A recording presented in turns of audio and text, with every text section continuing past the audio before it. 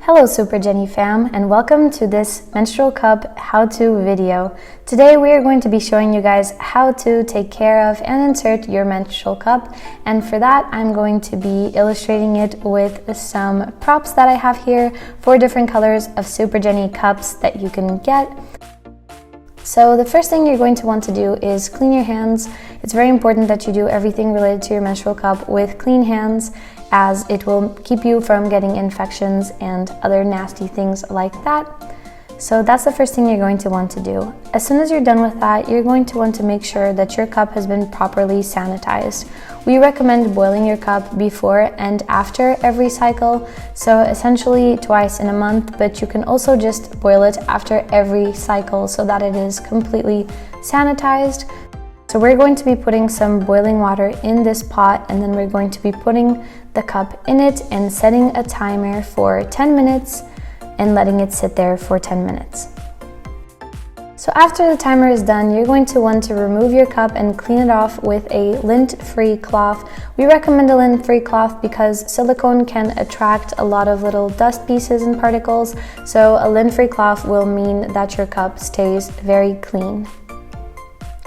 So after you've gone ahead and wiped your cup down, the cup is pretty much ready to use.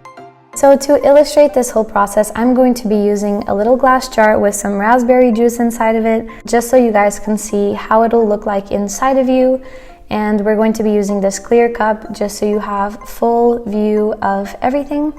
Obviously this jar is not the best illustration, but I think that it'll do a very good job at showing you guys what goes on. So you're going to want to wet your cup or use some water-based lubricant to help with the process of putting your cup inside you. And you're going to want to choose a fold. One of the most popular folds is called the C fold or the U fold, depending on how you look at it. And essentially you just fold your cup down to the middle and then you squeeze the ends together.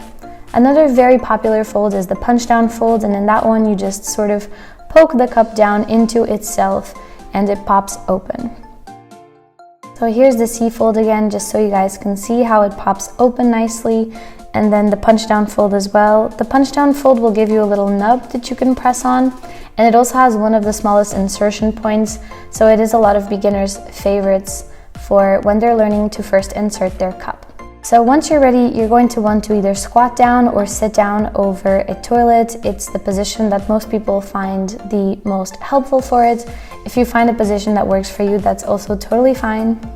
Once you have your fold of choice, you're going to want to fold up your cup. So we're going to be using the C fold, and you're going to want to insert the cup inside you. Preferably the stem should not be sticking out, but how far in you put your cup depends on your body type, so you're going to want to experience in the first couple of months and see where the cup sits perfectly inside you. You really should not be feeling the cup inside you too much, although you might have to get used to it in the first couple of months. When you release your cup, you want to make sure with your fingers that you've created a seal, so the cup needs to be fully open and you need to make sure that you can tug on it without it moving too much. So just to show you guys what it would look like with all of this raspberry juice, it really doesn't budge and it does not let any liquid pass through. We chose this white counter just so you guys could see if anything dripped through, and as you can tell, everything is staying put. In order to remove the cup, you're going to want to squeeze down the cup to break the seal. Now this can get a little bit messier, especially if you have a heavier flow and it's your first couple of times doing that, so you might want to do it on top of a toilet bowl. It's just a little bit easier. So you're going to squeeze down and pull the cup with you, and as you can see, although it does leak a little bit, most of the liquid stays in the cup, and then you're going to want to dump the contents of the cup into the toilet bowl.